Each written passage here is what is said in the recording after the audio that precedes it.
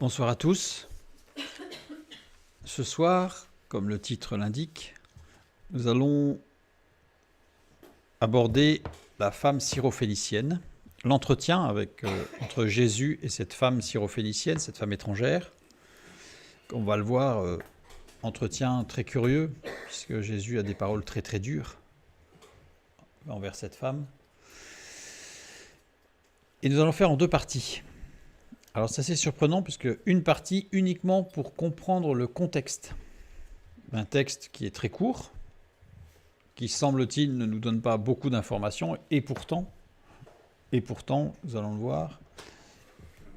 Donc j'ai préféré faire en deux parties qui seront assez courtes, plutôt que de faire en une seule partie qui serait très longue, et donc lourde.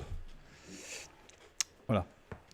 Et ce thème a déjà été abordé il y a quelques années. Il y a déjà une vidéo sur cet entretien entre Jésus et cette femme syrophénicienne. Mais c'est très ancien, le matériel n'était pas du tout adapté, l'enregistrement est très mauvais. Je l'ai quand même mis en ligne parce que plutôt que de ne rien mettre, tant pis. Mais comme il y a eu plusieurs demandes sur le fait de refaire cette vidéo, donc j'avais l'intention au départ de la refaire et en fait je me suis dit que puisque ça fait presque 10 ans que j'avais fait cette vidéo. Et entre-temps, évidemment, les choses avancent et j'ai appris énormément de choses sur le sujet. Et donc je me suis dit que plutôt que de refaire ce qui a déjà été fait, eh bien en fait on va intégrer ce qui a été fait, mais dans quelque chose de beaucoup plus complet, avec des informations et des éléments que nous avons aujourd'hui, et certains éléments que nous avons aujourd'hui parce que nous les avons découverts depuis aussi. Voilà. Pour faire une introduction à ce sujet. Première chose, nous allons lire le texte dans Matthieu. Ce texte apparaissant dans deux évangiles, Matthieu et Marc. On va y revenir tout à l'heure, bien sûr. On va regarder les deux parce que les deux vont être totalement nécessaires en fait pour vraiment bien comprendre, sachant que chacun donne une orientation à son récit qui est cohérente avec l'ensemble de l'évangile, dans l'optique que chaque évangile a.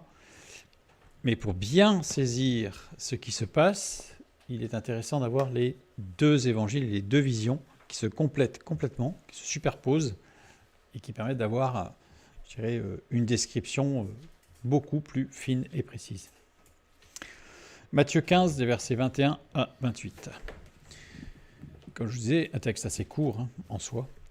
Jésus, étant parti de là, se retira dans le territoire de Tyr et de Sidon. Et voici une femme cananéenne qui venait de ces contrées, lui cria « Aie pitié de moi, Seigneur, fils de David. Ma fille est cruellement tourmentée par le démon. » Il ne lui répondit pas un mot. Et ses disciples s'approchèrent et lui dirent avec instance « Renvoie-la, car elle crie derrière nous. » Il répondit « Je n'ai été envoyé qu'aux brebis perdues de la maison d'Israël. » Mais elle vint se prosterner devant lui, disant « Seigneur, secours-moi. » Il répondit « Il n'est pas bien de prendre le pain des enfants et de le jeter aux petits chiens. » « Oui, Seigneur, dit-elle, mais les petits chiens mangent les miettes qui tombent de la table de leur maître. » Alors Jésus lui dit, « Femme, ta foi est grande, qu'il te soit fait comme tu veux. » Et alors même, sa fille fut guérie. C'est un texte qui est très surprenant parce qu'il ne rentre pas du tout dans l'ensemble des relations que Jésus a avec les autres. Même quand il est avec cette femme samaritaine au puits, il est empreint de douceur. Et là, il est d'une dureté qui surprend. Parce que non seulement il la rabroue, puisqu'il lui parle de façon très dure, et en plus, même vis-à-vis des disciples, je n'étais envoyé qu'aux enfants d'Israël, donc les autres... Ce qui laisserait presque entendre qu'il y en a certains qui sont, je dirais, sous les regards de Dieu, entre guillemets, élus, et puis d'autres, c'est franchement plus compliqué. Nous allons lire maintenant dans l'évangile de Marc le même récit. Marc 7, 24 à 31. Jésus, étant parti de là, s'en alla dans le territoire de Tyr et de Sidon. Il entra dans une maison, désirant que personne ne le sût. Mais il ne put rester caché, car une femme dont la fille était possédée d'un esprit impur entendit parler de lui et vint se jeter à ses pieds. Cette femme était grecque, syrophénicienne d'origine. Elle le pria de chasser le démon hors de sa fille. Jésus lui dit laisse d'abord les enfants se rassasier, car il n'est pas bien de prendre le pain des enfants et de le jeter aux petits chiens. Oui, Seigneur, lui répondit-elle, mais les petits chiens, sous la table, mangent les miettes des enfants. Alors il lui dit, à cause de cette parole, va. Le démon est sorti de ta fille. Et quand elle rentra dans sa maison, elle trouva l'enfant couché sur le lit, le démon étant sorti. Jésus quitta le territoire de Tyr et revint par Sidon vers la mer de Galilée, en traversant le pays de la Décapole. On voit que l'évangile de Marc décrit beaucoup plus. Il y a plus de précision dans l'évangile de Marc par rapport à l'évangile de Matthieu sur le contexte de ce qui s'est passé. Il y a un élément qui est fortement souligné dans ce texte.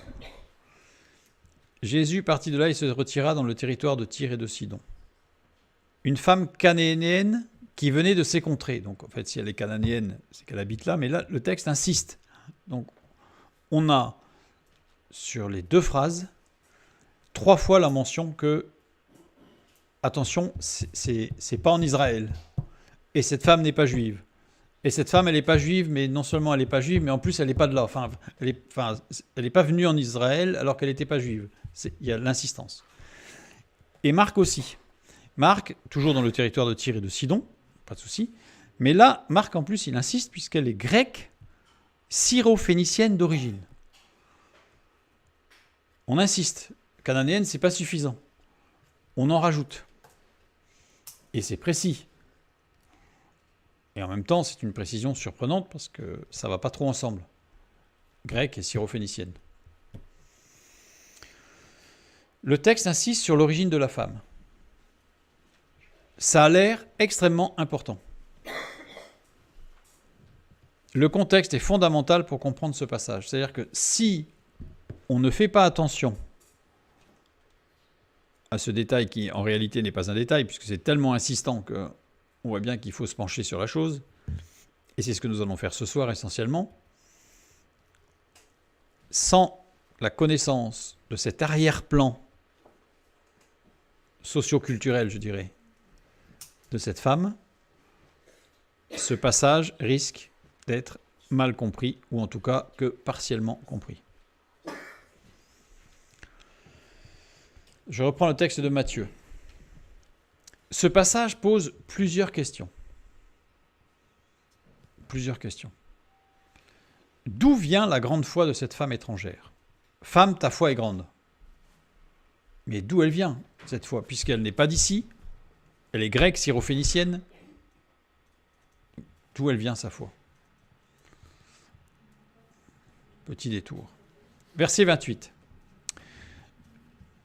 Ta foi est grande, qu'il te soit fait comme tu veux, alors même elle fut guérie. Femme, ta foi est grande. Sur quelle base Jésus peut-il dire cela ? Évidemment, vous allez me dire, évidemment, Jésus sait tout. D'accord.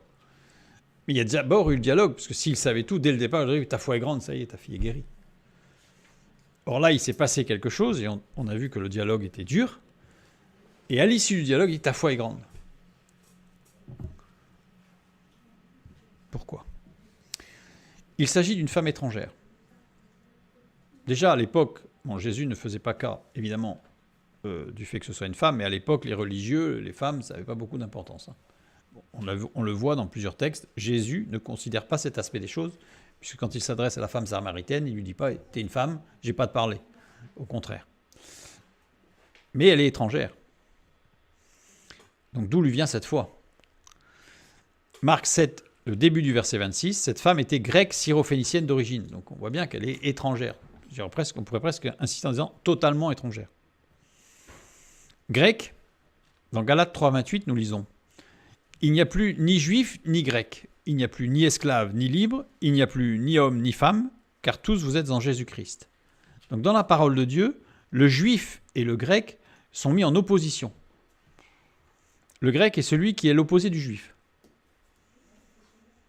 Puisque c'est ni juif ni grec, ni esclave ni libre, ni homme ni femme. Donc on voit bien qu'il y a une opposition complète entre juif et grec.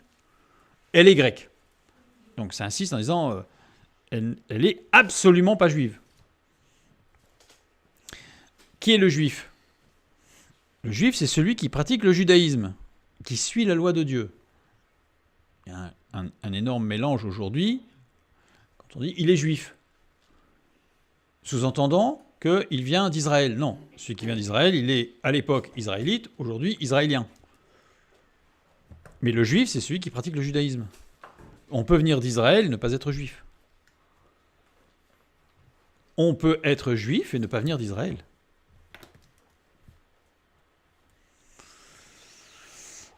Donc elle ne suit pas la loi de Dieu. Syrophénicienne d'origine. Le mot origine ici, c'est génos. Génos, de naissance, c'est-à-dire génétiquement parlant. D'ailleurs, génos, c'est ce qui a donné gène, génétique. Génos. Donc génétiquement, elle est syrophénicienne d'origine. Elle était culturellement grecque, c'est-à-dire de culture, d'éducation, d'état d'esprit opposé au judaïsme. Et syrophénicienne. Les disciples, eux, étaient juifs, puisqu'ils suivaient la loi de Dieu. Les disciples suivaient Jésus. Les disciples priaient et étaient exaucés. Quand ils partent à 70, ils disent, voilà, on a même chassé les démons en ton nom. Et pourtant, nous lisons dans Matthieu 8, 26, il leur dit, pourquoi avez-vous peur, gens de peu de foi? Cette femme étrangère, qui n'est absolument pas juive, qui ne suit pas la loi, elle a une grande foi. Et pourtant, nous lisons pour les disciples, Matthieu 16, 8, Jésus l'ayant connu dit, pourquoi raisonnez-vous en vous-même, gens de peu de foi? Et pourtant, Luc 10, 17, les 70 revinrent avec joie, disant, Seigneur, les démons même nous sont soumis en ton nom. Donc ils ont prié pour des malades qui ont été guéris, ils ont prié pour des démoniaques qui ont été délivrés, et Jésus leur dit, gens de peu de foi. Et cette femme, qui n'a aucune culture juive, qui n'a aucune culture de la parole de Dieu, elle a une grande foi. Et sa fille va être guérie. Donc, d'où lui vient cette foi? Jésus, je reviens sur les questions qui se posent, Jésus dit n'être venu que pour les brebis d'Israël. Alors d'abord, il renforce le fait qu'elle est étrangère. C'est-à-dire qu'en fait, il souligne là, indirectement, il dit c'est une étrangère. Comme si on n'avait pas suffisamment compris dans le texte que c'était une étrangère. Le texte nous rapporte une parole de Jésus qui insiste sur le fait qu'elle est étrangère. Pourtant, il accède à la demande de la femme. Donc il dit je ne suis venu que pour les brebis d'Israël. Et à la fin du texte, elle est quand même guérie. Sa fille est quand même guérie. Donc elle obtient ce qu'elle voulait, mais il n'y a qu'une sorte d'opposition. On dit je ne suis venu que pour les enfants d'Israël, mais elle obtient ce qu'elle voulait, alors qu'elle est étrangère. Ça pose une question. Jésus tient ses propos devant les disciples. C'est devant les disciples qu'il dit je ne suis venu que pour les brebis d'Israël. Mais devant cette femme, il tient des propos beaucoup moins formels et intransigeants. Remarquez. Les disciples lui disent renvoie-la parce que voilà, elle insiste, elle nous casse les oreilles. Et Jésus répond non mais je suis venu de toute façon qu'aux brebis d'Israël. Puis dès qu'il est devant elle, il devient tout gentil finalement.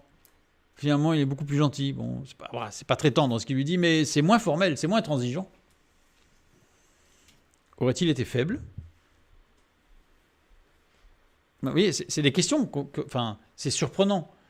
Parce que là, évidemment, c'est Jésus, donc non, on dit non, il n'est pas faible. Mais on voit quelqu'un qui agit comme ça. Quelqu'un qui agit avec ceux qui sont autour de lui. Non, mais je vais lui montrer que moi j'ai des muscles. Et puis dès qu'il arrive devant,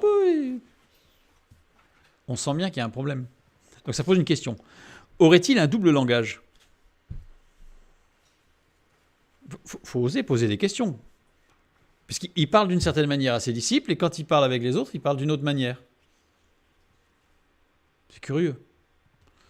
Serait-il partial ou subjectif? Alors on sait, c'est Jésus, donc on sait que non, mais je vais montrer par là que le texte soulève des questions. Et ce texte est dérangeant, en fait, quelque part. Parce que même si on ne veut pas se poser ou poser ce genre de questions, parce que voilà, on respecte et on vénère Jésus et on sait qu'il est juste, droit, et ça, il n'y a aucun problème. Mais ça dérange. Ça dérange. Jésus tient des propos qui semblent extrêmement durs à l'encontre de cette femme. Vous imaginez, vous, dire à quelqu'un ça? C'est... On se serait attendu de ces paroles-là, on se serait attendu que ce soit les pharisiens qui les disent. Mais pas Jésus. Pas Jésus, parce qu'on lit dans Matthieu 11, 29, nous lisons Jésus qui parle et qui dit « Prenez mon joug sur vous et recevez mes instructions, car je suis doux et humble de cœur. Et vous trouverez du repos pour vos âmes. » Vous avez l'impression en lisant ce texte que Jésus est doux et humble de cœur? C'est évident que non. On y voit au contraire de la dureté et de l'orgueil. C'est pour ça que ce texte est dérangeant. Il est dérangeant. Et là, on pourrait dire, mais est-il toujours doux et humble de cœur? Ou est-il avec tout le monde doux et humble? Enfin, vous voyez? Alors, évidemment, notre objectif n'est pas de mettre en doute, j'insiste, mais de montrer que ce texte, si on le lit rapidement, est dérangeant et pose problème. Et le seul moyen de comprendre ce texte, c'est de comprendre le contexte de cette femme. Contexte qui, comme je l'ai souligné, est largement souligné dans la parole de Dieu. Parce qu'il y a d'autres endroits, on ne nous dit pas d'où ils viennent les gens. De telle ville ou quelle histoire elle a, cette personne, etc., etc. Voilà. Mais là, c'est précisé. Donc, il va falloir aller voir. Regardons le contexte de cette femme.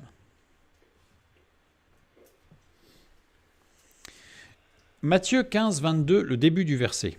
« Et voici une femme cananéenne qui venait de ces contrées. »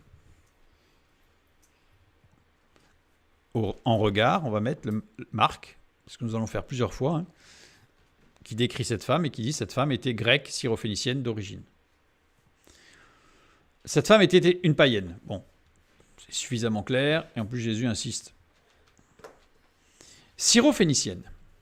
L'épithète syrophénicienne désigne cette femme comme phénicienne demeurant en Syrie et non comme phénicienne demeurant en Libye. Parce qu'il y a deux je dirais, Phénicie quelque part. Donc il ne faut pas se tromper.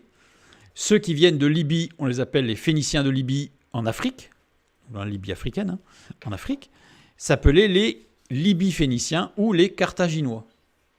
On a plus souvent entendu parler des Carthaginois d'ailleurs que des Libye-Phéniciens. Ceux qui venaient de Syrie, on les appelle, ce sont les Phéniciens de Syrie, la Syrie étant au Moyen-Orient. Ils étaient des habitants de la Phénicie proprement dite, dont Sidon était la capitale, et qui, ayant été unis par droit de conquête au royaume de Syrie, joignit son ancien nom de Phénicie à celui de Syrie. Parce que c'est une province romaine. C'est pour ça qu'on l'appelle les Syro-Phéniciens. Donc la description, en fait, est très précise. Petite parenthèse, si, comme on le suggère parfois, ce texte avait été écrit bien plus tard, ce détail, je dirais, politico-géographique n'aurait pas été connu. Par exemple, si c'était écrit au Moyen-Âge, on n'aurait pas su qu'il y avait cette distinction particulière de Syro-Phéniciens et de Libye-Phéniciens. On l'a appris plus tard, par l'histoire. Sidon. Sidon nous renvoie, je dirais, presque directement à Genèse chapitre 10, verset 15, où nous lisons « Canaan engendra Sidon, son premier-né, et Heth. » Sidon, premier-né de Canaan. Cette zone géographique était véritablement peuplée de Cananéens, Sidon étant le fils aîné de Canaan. Donc la description de Matthieu est juste et non pas évasive en disant, parce que souvent quand on parle de Cananéens, ça englobe beaucoup. Là c'est très précis, puisque c'était exactement, je dirais, le cœur battant de Canaan. Tyr et Sidon. Sidon étant la capitale de cette zone-là. Tyr, une très grande ville. Cette femme était donc caractérisée par sa langue, sa race et sa province officielle. Sa langue, le grec, elle était grecque. Donc elle parlait grec. Et ça va être très important. Sa race, elle était phénicienne d'origine. Et elle est de culture syrienne. Alors tout à l'heure, on a dit qu'elle était de culture grecque. Mais oui, parce qu'en fait, elle est tout. Mais l'insistance, le premier terme qui vient, c'est sa langue grecque. Et on va voir pourquoi. Ensuite, c'est son appartenance, je dirais, socio-culturelle. Syrie, Phénicie. Et ces trois éléments, c'est ceux-là qui vont nous permettre de comprendre la parole de Jésus. Je reprends les trois éléments. En Syrie, plusieurs amulettes de bronze ont été trouvées, représentant un chien protégeant d'un démon ou du mauvais œil. C'est-à-dire qu'en Syrie, le chien a une caractéristique, c'est qu'il protège des puissances démoniaques. Alors j'en ai mis une ici, une amulette, où on voit une représentation ici, le ciel avec les bustes du soleil radié de profil à droite et la lune de face. Lieu où trône Iao.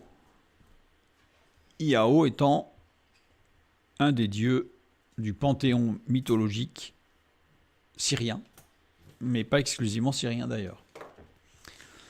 C'est le dieu de la lumière et de l'aurore par sa tête, et c'est le dieu des ténèbres et du crépuscule par ses pieds. C'est assez particulier. Il correspond à l'Anguipède gaulois.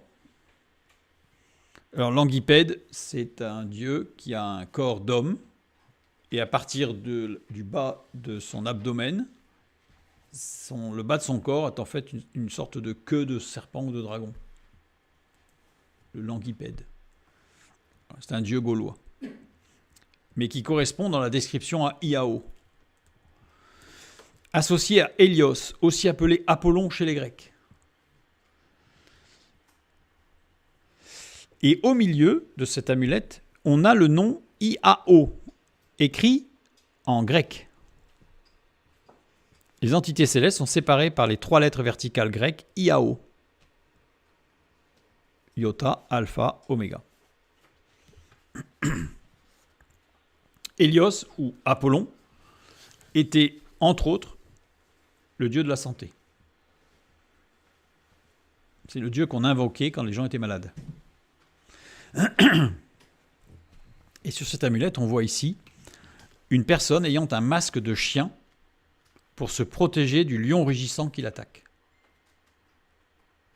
Le lion rugissant qui était symbole du démon qui attaquait. Il y a toute une bibliographie à la fin de notre étude sur où tout ça est, enfin une bibliographie non exhaustive, mais qui permet d'avoir une vision précise de tout ça, parce que c'est très chargé en fait. Donc voilà le contexte, je dirais canidé, on va dire, en Syrie, parce que c'est évidemment le panthéon syrien était beaucoup plus important que ça, hein, mais on va nous focaliser sur ce qui nous intéresse tout particulièrement pour notre passage. Chez les Chaldéens et les Phéniciens maintenant, il y avait trois types de béthyl. Alors qu'est-ce qu'un béthyl ? C'est une pierre sacrée de forme ovale ou ellipsoïdale, considérée par les anciens qui lui vouaient un culte comme la demeure d'un dieu et quelquefois comme le dieu lui-même. Ça ressemble un peu au menhir, le béthyl. Ça n'a pas le même objectif, ça n'a pas la même utilité, c'est pas tout à fait non plus la même forme, c'est beaucoup moins allongé. Ça y ressemble, un béthyl. Donc trois types de béthyl. Certains béthyls sont surmontés d'un croissant de lune. Certains sont surmontés de 2 cornes de taureau. Évidemment, il y a des liens très forts avec des choses qui se passent aujourd'hui. Mais ce n'est pas le sujet de ce soir. Certains servent de piédestal à un chien assis. Le chien assis est particulièrement associé au signe hiératique que j'ai représenté ici, qui se prononce Ur, dont la figure hiéroglyphique primitive était celle du chien assis. Signe hiératique, c'est-à-dire qui concerne les choses sacrées et spécialement le formalisme religieux, la liturgie. Il y avait le chien et le chien assis. Ici, valeur phonétique Ur, d'après le mot qui signifie lumière dans toutes les langues sémitiques. C'est une racine en fait commune. Donc on voit que le chien a beaucoup d'importance. C'est l'un des trois auxquels on vénère un culte. Le chien assis. À Tyr, il y avait une triade formée par Baal, Astarté et Melkar. Ce dernier, Melkar, était la puissance tutélaire de la cité. Son nom signifie roi ou seigneur de la cité. Melkar. Melkar, associé à Héraclès chez les Grecs ou Hercule chez les Romains, homme ayant reçu l'immortalité est devenu le dieu qui écarte des dangers. Melkar. De nombreuses monnaies de Tyr représentent Melkar par un chien et un murex. Le chien est la représentation de Melkar à Tyr, celui qui écarte du danger, et en particulier de la mort. En fait, j'ai fait qu'un tout petit résumé parce que le chien, dans toutes ces contrées, ne fait pas partie du panthéon, je dirais, du grand panthéon dont on parle toujours, mais il est omniprésent chez les Grecs, chez les Syriens et chez les Phéniciens. Et toujours en lien à la protection des démons, des maladies et de la mort. En Phénicie, donc, Melkar, dieu protecteur associé aux chiens. En résumé. Les Grecs anciens considéraient les chiens comme des génies, comme possédant un certain esprit élevé. Il existait deux types de chiens. Les chiens de chasse et les chiens de table. Nous allons nous intéresser aux chiens de table, parce que Jésus parle des chiens qui mangent des restes sous la table. Parce que les chiens de chasse aussi ont une symbolique religieuse importante, mais on va parler des chiens de chasse, de chiens de table. Avoir des chiens de table nourris par les restes du repas était une marque ostensible d'appartenance à l'aristocratie. Ça veut dire que là, on commence à entrevoir que cette femme n'était pas une miséreuse. Jésus va utiliser un langage qui correspond exactement à ce que connaît cette femme, au niveau culture, au niveau religieux et au niveau social. D'où cette précision culturelle, je dirais socio-culturelle et linguistique de cette femme était grecque et syro-phénicienne. Avoir des chiens de table montrait une autorité, que j'ai mis entre guillemets, parce qu'on va dire une certaine autorité, vis-à-vis des démons et du séjour des morts chez les Grecs. Pourquoi ? Parce que dans les mythologies, le chien garde les enfers. Nous avons le cerbère chez les Grecs, connu, le garme chez les Nordiques, ou les hellhund, ou chien noir chez les Germains, le hellhund ayant été repris dans une certaine, on va dire, dans certains groupes juifs ou judéo-chrétiens pour essayer de faire de la démonologie une science pseudo-religieuse ou spirituelle, ce qui n'a évidemment rien à voir avec la parole de Dieu. Puisque, bibliquement parlant, la démonologie s'arrête à « il y a des démons ». Point. La théologie a voulu en faire tout un ouvrage substantiel avec des hiérarchies démoniaques, ça, mais bibliquement, il y a les démons, point. Donc le chapitre démonologie se résume assez courtement. Donc on voit que là on a compris en fait, ça y est, que Jésus en fait va employer un langage tout à fait ciblé et que ce n'est pas de la dureté. En réalité, c'est qu'en fait, il sait à qui il parle et de fait, il sait exactement ce qu'il dit. Et c'est ça qui va toucher cette femme. Cette précision. Matthieu 15, 21. Jésus, étant parti de là, se retira dans le territoire de Tyr et de Sidon. Marc 7, 24, le début du verset 24. Jésus étant parti de là, s'en alla dans le territoire de Tyr et de Sidon. Étant parti. Matthieu. Le verbe utilisé par Matthieu est exerkomai. Dans Marc, étant parti, le verbe est anistémi. Alors, c'est intéressant d'avoir traduit par la même expression, enfin par le même verbe français, parce que c'est la même action quelque part, mais c'est dommage parce que c'est pas le même verbe en grec, donc ça veut dire qu'il y a des notions différentes. Il se retira dans le territoire de Tyr et de Sidon. Anakoréo, pour Matthieu. Et s'en alla dans le territoire de Tyr et de Sidon pour Marc, à Perkomai. Donc on voit que les termes ne sont pas du tout les mêmes. Exerkomai, le verbe partir, étant parti pour Matthieu, signifie aller avec la mention des points d'origine et de départ. Il est parti d'un endroit et il va à un endroit. Et c'est clair dans la phrase. Il est parti de là pour aller vers le territoire de Tyr et Sidon. Par contre, dans Marc, étant parti, anistémi, faire se lever et s'éloigner en le tenant par la main. Ou en les tenant par la main. Enfin, en tenant par la main, on va dire. Se retirer dans le territoire de Tyr. Anakoréo veut dire revenir en arrière. Mais avec deux sens possibles. Soit au sens physique, c'est-à-dire je recule, soit au sens moral, qui littéralement voudrait dire revenir à un héritage légitime, revenir à une position légitime. Marc, il s'en alla dans, à Perkomai, constitué d'une première partie, apo, particule de séparation, et erkomai, arriver d'un lieu vers un autre, apparaître, venir devant le public.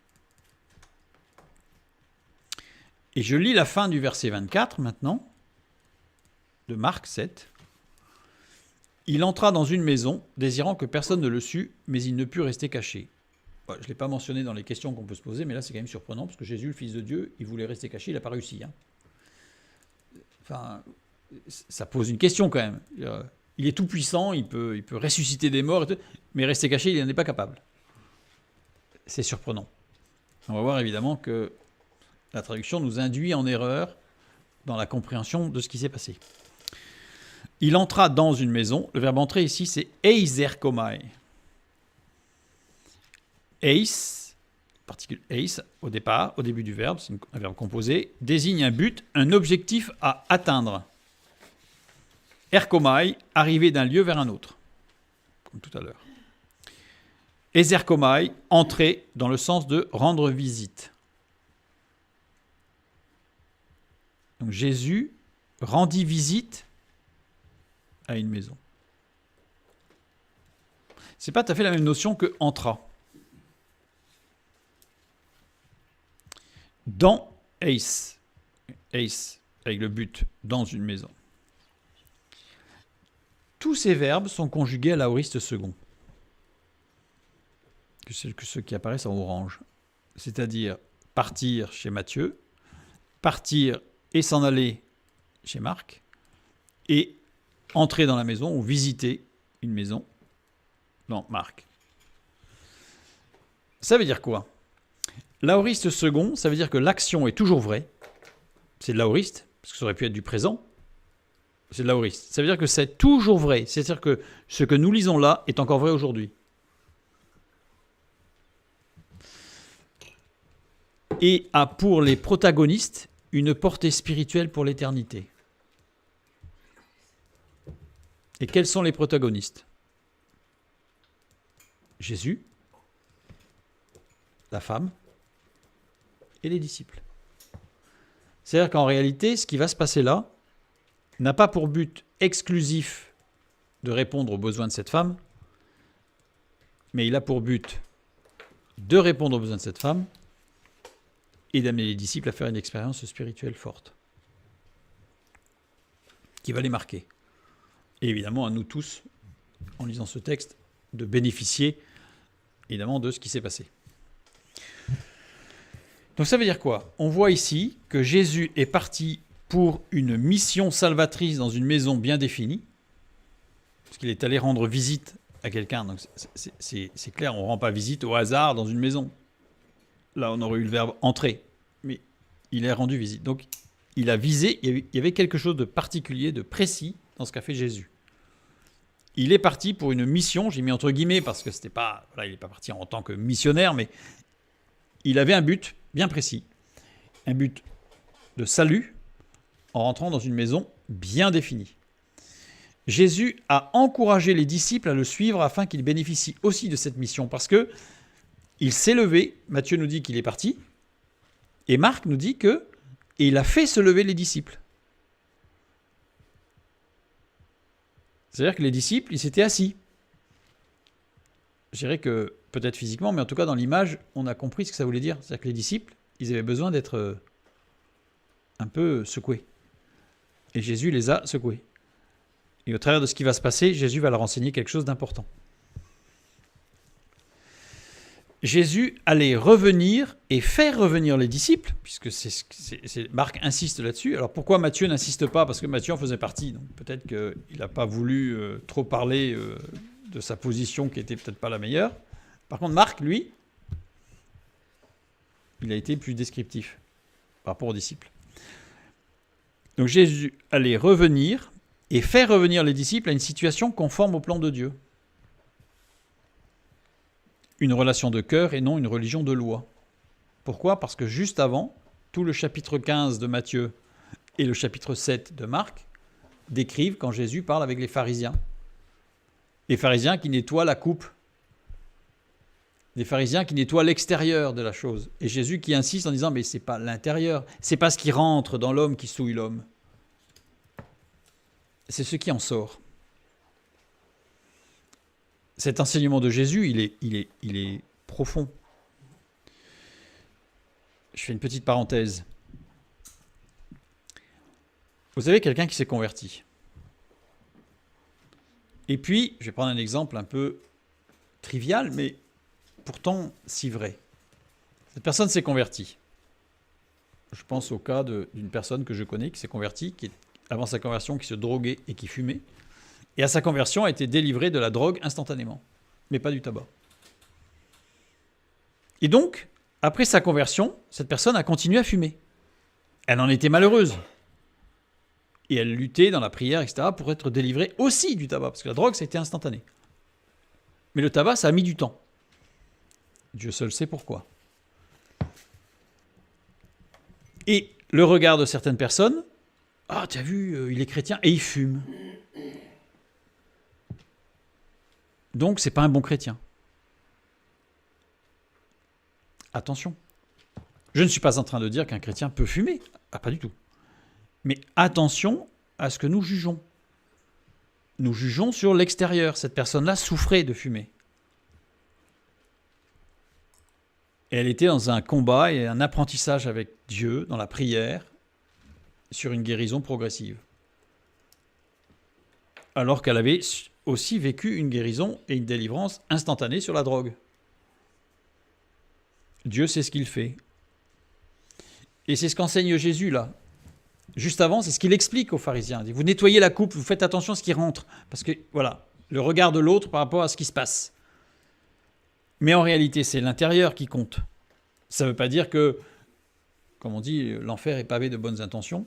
Donc ça veut dire que c'est pas parce que je fais plein de choses pas bien, mais non, mais mon intention était bonne. Bon, non, ça marche pas.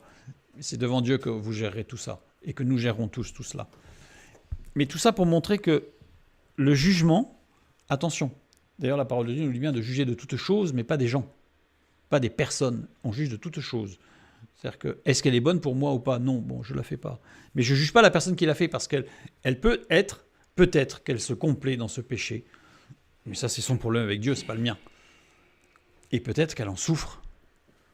Et à ce moment-là, moi, au lieu d'avoir un regard jugeant, je devrais peut-être avoir une main tendue. Ou en tout état de cause, si je ne le sais pas, je peux prier pour cette personne, sans la juger. Voilà, donc ça c'est aussi tout l'enseignement de la paille et de la poutre dans l'œil, c'est aussi l'enseignement du temple, où Jésus va purifier le temple, il nettoie d'abord l'intérieur. C'est l'intérieur du temple qui est important, pas l'extérieur. L'extérieur se verra une fois que l'intérieur sera propre. C'est tout l'enseignement de Jésus aux pharisiens et aux disciples. Et juste après, on nous parle de cette femme. Et le texte nous dit que Jésus a fait se lever, il a pris par la main les disciples en disant, bon, on va aller à Tyr et Sidon parce que j'ai quelque chose à vous montrer là. On va aller à un endroit où là on est loin du religieux. Là. On va aller dans une contrée qui est païenne, plus. Et on va rencontrer une femme qui est païenne, plus. Grecque, syrophénicienne, qui vit en Canaan. On a le maximum là. Donc voilà ce qui va se passer. Et Jésus va amener les disciples à comprendre que ce que Dieu, le plan de Dieu, c'est pas que tout le monde marche droit. C'est pas un plan martial. C'est que tout le monde ait une relation de cœur avec lui. Et à ce moment-là, tout le monde... Alors certains vont être guéris instantanément, d'autres plus longs. Laissons Dieu faire, évidemment, parce que tout ce qu'il fait est parfait en son temps.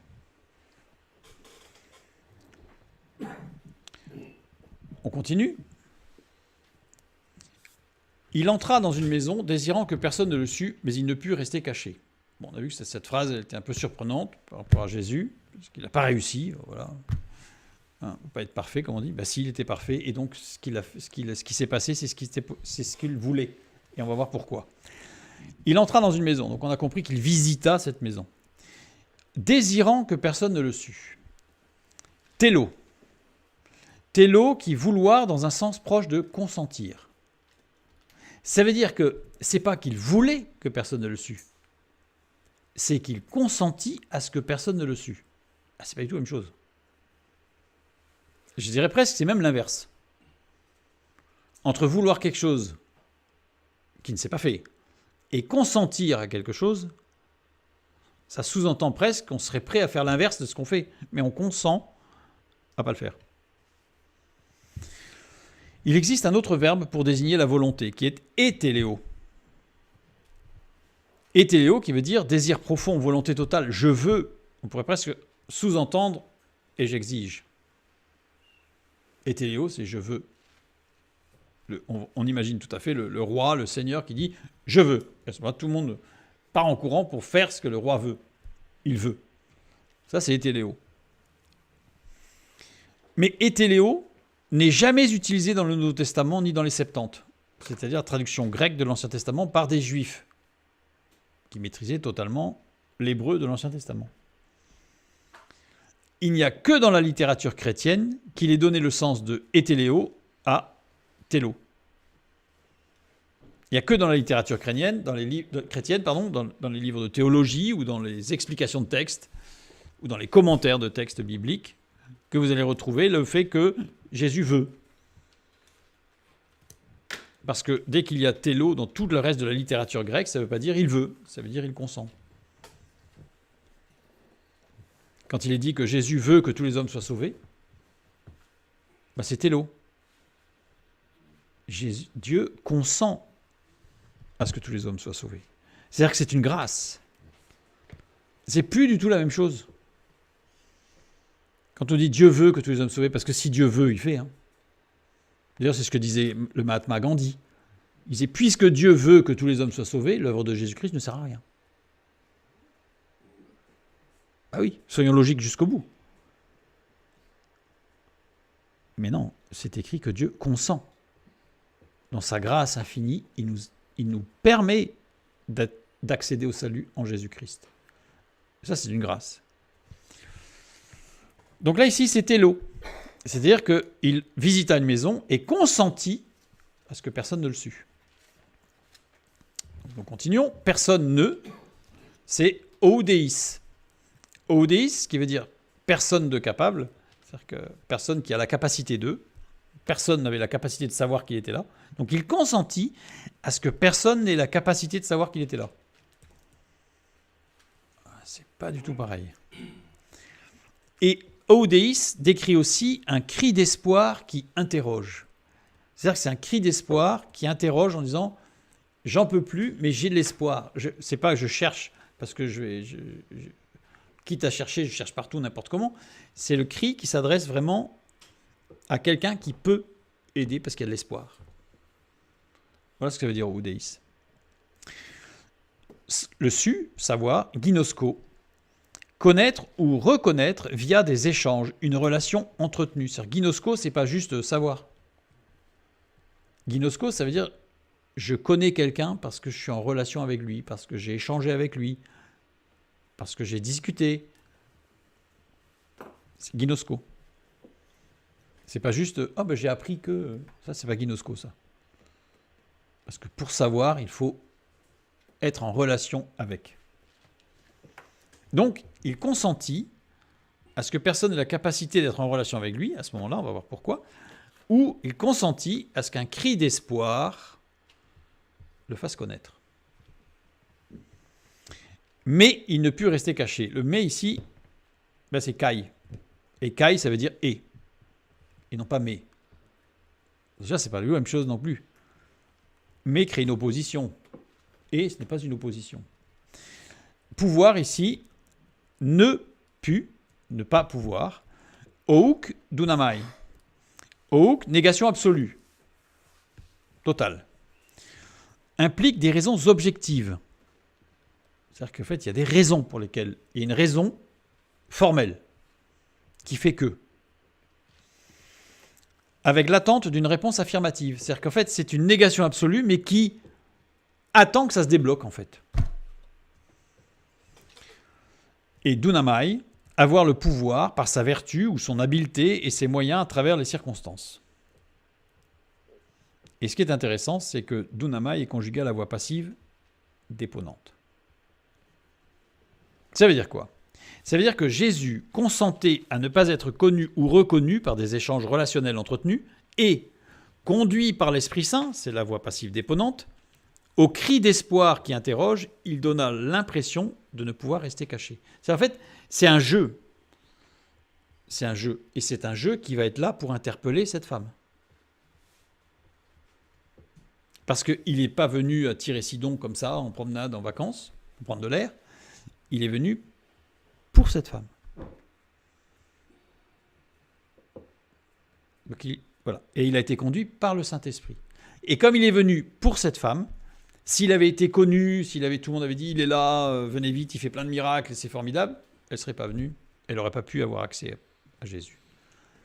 Donc, il a consenti à rester dans l'anonymat le temps nécessaire que cette femme puisse venir, et c'est au cri d'espoir de cette femme qu'il a été reconnu et qu'après, il a pu agir. C'est précis. Et rappelez-vous que tout était à l'aoriste, ça veut dire que c'est toujours vrai. Ça veut dire que Jésus, le Saint-Esprit, conduit toutes choses pour chacun. Pas comme ça tombe bien, on était dans le groupe, c'est formidable, heureusement qu'on était là. Il y avait de la lumière, je suis rentré. Non. C'est le Saint-Esprit conduit. Et parfois, il y a des temps de silence où Dieu consent pour que les choses soient amenées à leur terme et qu'à ce moment-là, ça soit révélé. C'est précis, c'est plus que chirurgical. C'est microscopique. Mais c'est précis. Et il entra, donc il visita une maison. Le mot maison ici, oikia, qui désigne une maison, mais c'est le même mot qui désigne une famille, ou c'est celui qui désigne un temple. Il est décliné à l'accusatif oikia, et non au datif. Ça a de l'importance. Parce que, alors, l'ablatif n'existant pas en grec, le datif assume les valeurs d'instrumental et de locatif latine, dans la langue latine. Mais donc ça veut dire que on aurait pu dire, je fais une faute, mais pour que les choses soient claires, décliner à l'accusatif et non au datif qui aurait eu valeur de locatif. Locatif, c'est le lieu, pour dire où.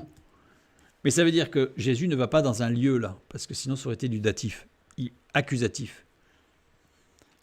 Accusatif du latin grammatical accusativus, qui marque l'aboutissement de l'action. C'est-à-dire qu'il y a un but dans une famille religieuse. Et cette femme est religieuse. Cette femme accorde beaucoup d'importance au monde spirituel, mais elle n'a pas la connaissance. Elle n'a pas la connaissance. Donc il ne vient pas dans une maison, il vient dans une famille. Vous voyez la différence ? Parce que c'est de l'accusatif, c'est pas un locatif, enfin un datif à valeur de locatif. C'est-à-dire que c'est pas un lieu, il vient pas dans un lieu, il vient dans une famille. Il va rentrer dans une famille. C'est extraordinaire. Jésus n'est pas allé dans une maison, mais dans la maison de quelqu'un. Et dans la famille. Et dans la famille de cette femme. Matthieu 15, 22. Et voici une femme. C'est la suite, hein. On continue, on était au Matthieu 15, 21. On avait vu la présentation un petit peu de la femme. Et puis, et voici une femme, etc. Et, kai, comme tout à l'heure, ça veut dire et, mais ça veut dire aussi en effet. Et dans Marc 7, 25, le début du verset 25, car une femme. Car, alors, Allah, dans des manuscrits récents, on y trouve, j'ai vérifié, on trouve certaines Bibles grecques ou certaines traductions qui disent que c'est le mot Allah. Mais ça, c'est dans les manuscrits récents. Dans certains manuscrits récents. Et sinon, dans les manuscrits anciens, c'est toujours Gar. Gar, Allah, c'est mais. Et Gar, c'est en effet parce que. Ou car. Alors, regardez bien ce qu'on a vu. On a vu tout à l'heure, au début de cette page, on voit que Jésus consentit à rester discret. Et, à un moment donné, conduit par le Saint-Esprit, il va être révélé, parce qu'il ne va pas rester caché. En effet, littéralement c'est, car en effet, une femme est venue. Il attend un cri d'espoir, il est resté discret le temps que les choses se mettent en place, conduit par le Saint-Esprit, pour qu'il soit révélé par un cri d'espoir. Et juste après, on nous dit, et en effet, il n'est pas resté caché à un moment donné parce que conduit par le Saint-Esprit, forme moyenne déponente, passive déponente. En effet, une femme est arrivée. Mais, en effet, comme si ça venait dire, voilà, les choses préparées, voilà, c'est logique, ça s'est produit. C'était prévu, ça s'est produit. Il attendait ça, et en effet, c'est arrivé. En effet, une femme, etc. Reprenons la fin du verset 24 et le début du verset 25 de Marc 7, avec deux lectures possibles avec tous les mots que nous venons de voir. Une première lecture qui, il rendit visite à la maison ou à la famille prévue, c'était ciblé, acceptant dans l'obéissance à l'esprit que personne ne soit en relation étroite avec lui et ne le reconnut, et les circonstances ne lui permirent pas de rester caché longtemps parce qu'une femme... Voilà. Ça, c'est une lecture possible, sans tordre le texte, c'est littéral. Autre lecture. Il rendit visite à la maison, ou à la famille prévue, acceptant dans l'attente obéissante qu'un cri d'espoir le fasse connaître, et les circonstances ne lui permirent pas de rester caché longtemps parce qu'une femme est venue. Et qu'est-ce qu'elle a fait, cette femme? Matthieu 15, 22. Et voici, une femme cananéenne qui venait de ces contrées-là lui cria. Il attend un cri d'espoir. Et le cri d'espoir arrive. Évidemment. On pourrait presque dire, rajouter évidemment. Et voici, idou. Idou, c'est une interjection qui veut dire voici, voilà, pour offrir ou recevoir quelque chose. Ça veut dire que cette femme, elle est venue voir Jésus et elle voulait lui offrir quelque chose. Elle avait une demande.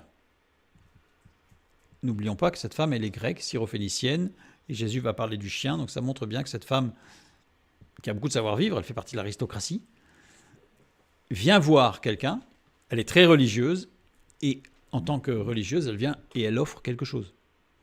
Elle va lui offrir quelque chose. Elle vient pour offrir, c'est ce que dit le texte. Et voici, idou. Elle vient avec quelque chose pour le maître. Et elle lui cria. Kraougazo. Kraougazo, qui veut dire s'écrier.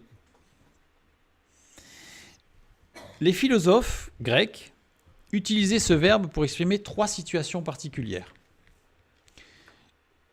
J'aime bien faire référence aux écrits grecs, puisque parfois on a l'impression que le grec existe depuis le Nouveau Testament. Mais en fait, le grec existe depuis des siècles avant. Donc ça veut dire que le Nouveau Testament utilisait un langage qui était compris par les hommes de l'époque. Voilà, tout simplement. Et qui est encore compris aujourd'hui, puisqu'il suffit de prendre un dictionnaire grec ou de regarder des dictionnaires étymologiques, etc., pour retrouver le sens du mot. En tout cas, ici, les philosophes grecs utilisaient ce verbe pour exprimer 3 situations. Expression d'une émotion intense, positive, joie, passion, ou négative, colère, douleur. Ce qui peut se comprendre à la place de cette femme. Quand on sait ce qu'elle vient demander, quelque part, on comprend qu'il y ait une émotion très, très intense, très forte dans le cœur de cette femme et qui fait qu'elle parle de cette manière-là. Elle va vraiment parler sous le coup d'émotions fortes. Manifestation de désaccord dans le cadre d'un échange rhétorique ou philosophique, pour Kraougazo. Bon, là, on sait que ce n'est pas le cas, puisqu'elle n'est pas venue voir Jésus pour avoir un dialogue rhétorique sur la philosophie et pour manifester un certain désaccord sur un point de vue philosophique. Bon. Donc, ce sens-là, il est évidemment exclu. 3e utilisation de Kraougazo, grec, illustration de la nature humaine et de ses passions. Le cri pourrait être utilisé pour représenter la réaction humaine aux défis, aux dilemmes moraux et aux situations dramatiques. C'est la nature humaine qui s'exprime. Là, ça paraît logique.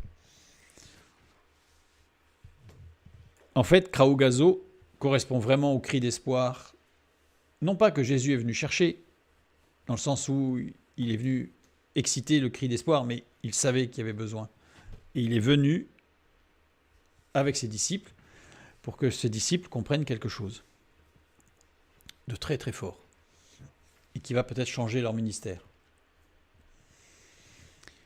Matthieu 15, 22. Et voici, une femme cananéenne qui venait de ces contrées lui cria : « Aie pitié de moi, Seigneur, fils de David. Ma fille est cruellement tourmentée par le démon. » Aie pitié. Vient de... Alors, c'est même pas vient de, c'est une erreur, c'est éléo. C'est éléo, c'est pas vient de, c'est éléo le verbe. Ce verbe qui veut dire faire miséricorde, qui veut dire aider quelqu'un affligé ou cherchant de l'aide, et qui veut dire reprendre. Qui veut dire reprendre dans le sens de corriger. La prière de cette femme, elle est à multiples facettes.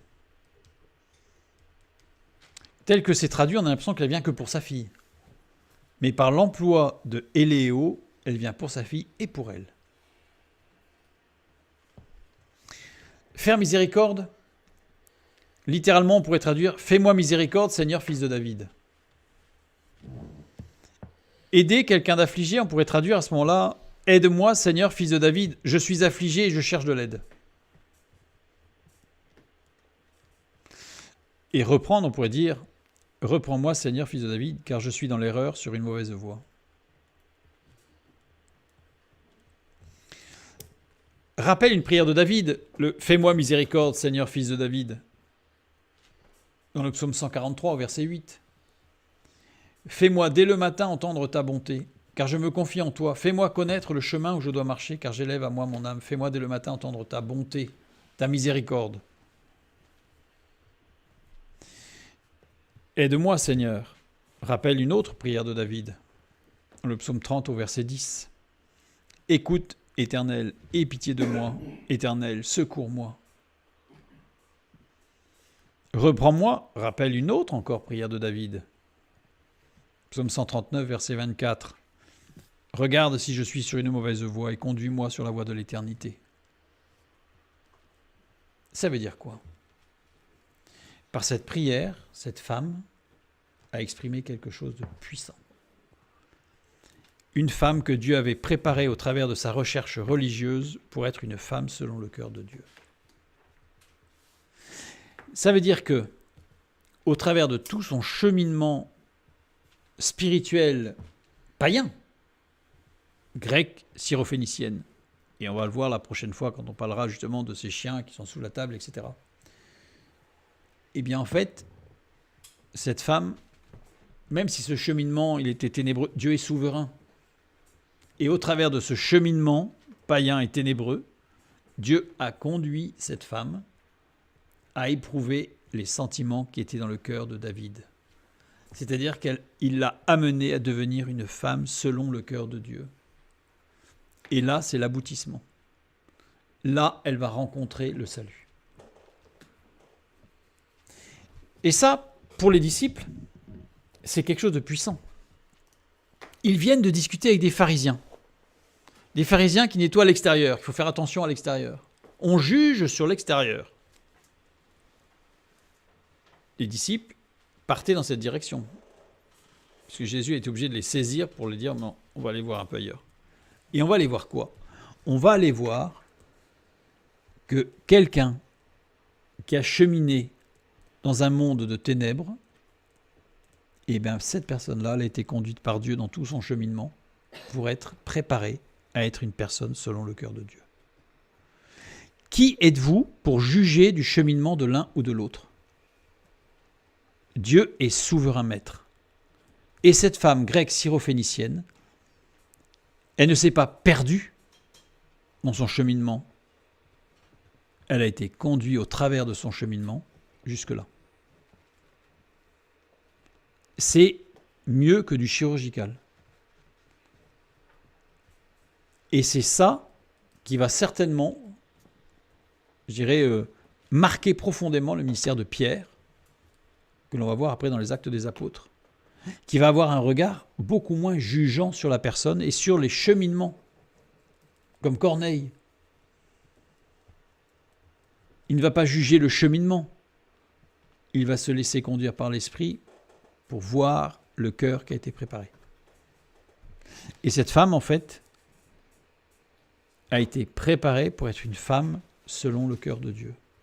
Et Jésus est venu visiter sa famille au moment précis où elle était prête pour lancer ce cri d'espoir.